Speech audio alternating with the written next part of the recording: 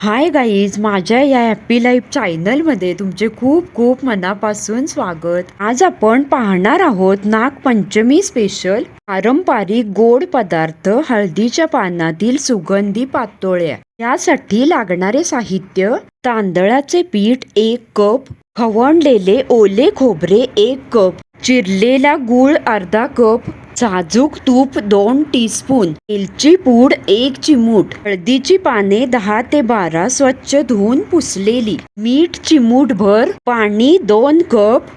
सारणाची कृती पाहूया.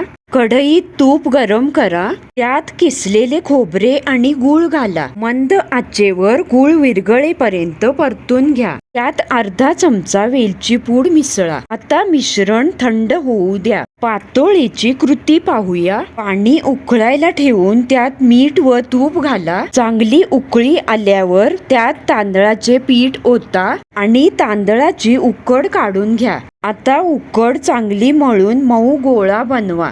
हळदीच्या पानावर थोडे तेल लावा. पिठाचा छोटा गोळा हाताने पानावर पातळ थापा. त्यावर तयार सारण ठेवा. पान दुमडून कडा दाबून बंद करा.